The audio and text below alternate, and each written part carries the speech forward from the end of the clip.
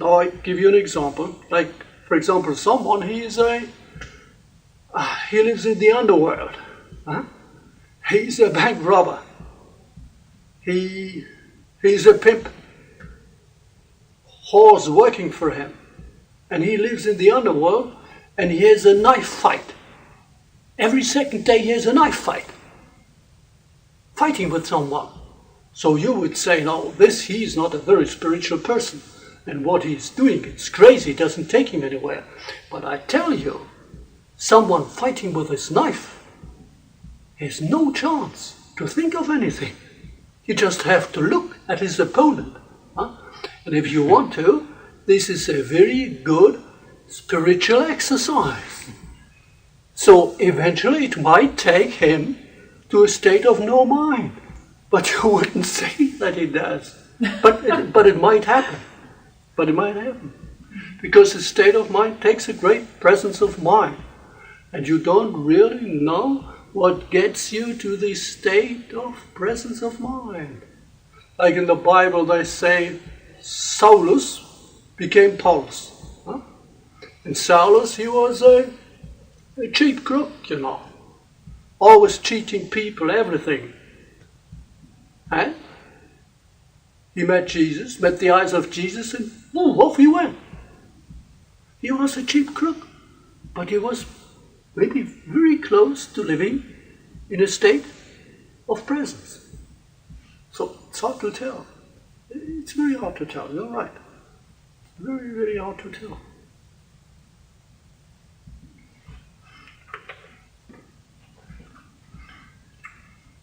Okay, maybe this question we have already discussed, but still I ask that question.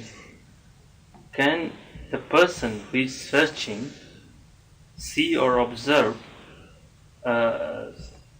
progress in their search? And what are the symptoms of such progress? Mm-hmm. A person who's searching. Who is searching. Can he see progress in his search? In search, and what are the symptoms of progress? Of the progress, yeah. Of progress.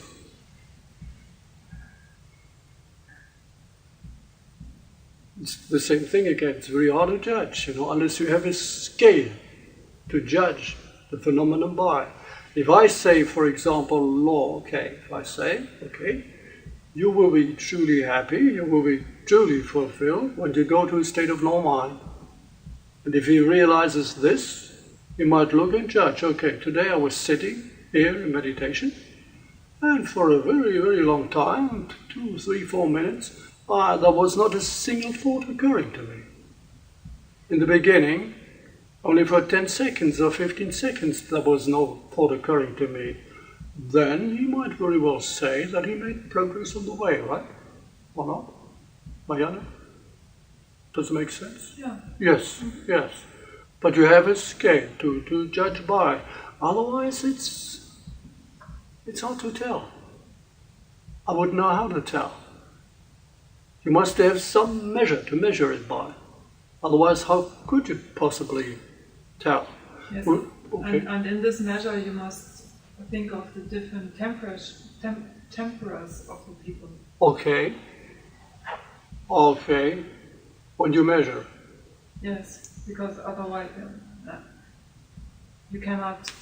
For one person, an exercise is easy. For the other one, it's a hard one. But if you turn the exercise around, probably yes. It's a very good point.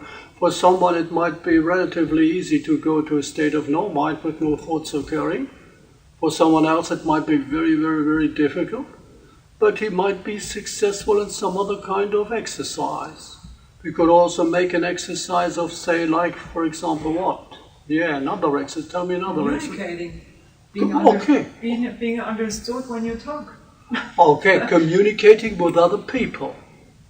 Okay. Yes. Okay. Let's say someone has to be able to come to a state of nothingness, but he should also be able to communicate this state to other people, to be a teacher to other people.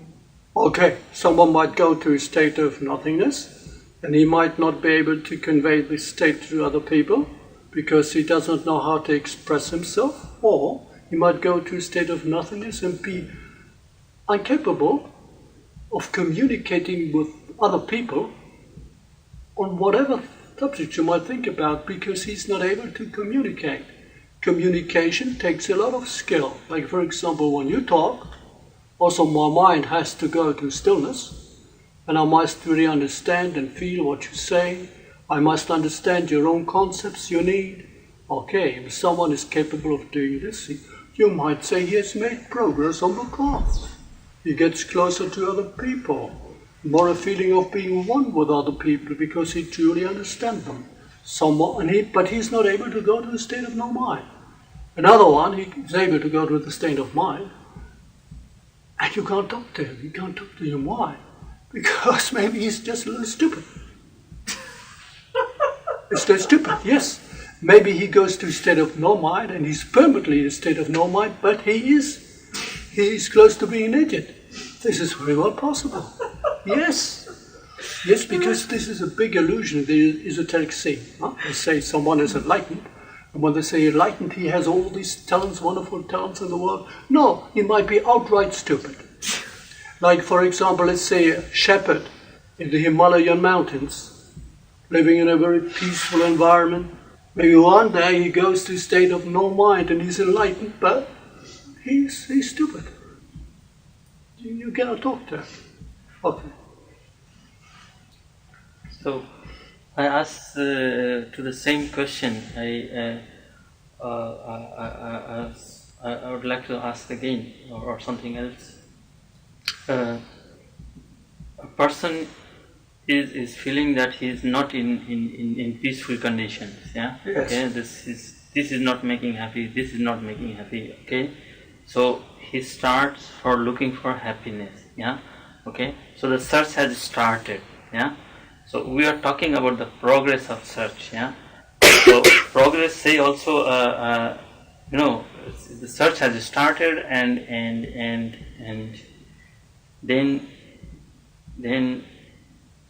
I mean, the person will be willing to know, I mean, am I going ahead? Yeah. Will be, I mean, asking himself, do I am making progress? Yeah. Or I am at the same point where I was. Yeah. Okay. So this is the how the person will know that, okay, he has become aware about his search. We consider it the real search. He's about, okay, nothing, this is not making me happy, this is not making me happy, and he's on the way to the real search. Yeah. Mm-hmm. But are there anything he can? Okay. It's like what Janis says. You can't. It's not the same for every person. First of all, we say you must set yourself an objective. And say, okay, now I have realized that there is a great peace in a state of no mind, when there is no thought. Then somebody has set this for himself as an objective, then he can very well judge for how long he's capable of being in a state of no mind. For someone else, might be something else. You might say, well, state of no mind is all right. I experienced this for 10 or 20 seconds, it's all right. But that's not what I really want. I want to communicate with people. I want to talk with people. I want to be able to understand with people. And when I talk to someone, really understand what he says, and have a real communication going, then it makes me very happy. But in order to realize this, I have to practice it. More and more, be with people, listening to people. I have to learn to express myself clearly so that the other person understands me. And then he can judge whether he's made some progress. Today I understand I have a much bigger and better and vaster knowledge of people than I had 2 years ago. Today I can express myself much more adequately than I was able to express myself 2 years ago. So this is his standard by which he judges his own progress. So you have to set your own objectives. Yeah, probably yes. Yes.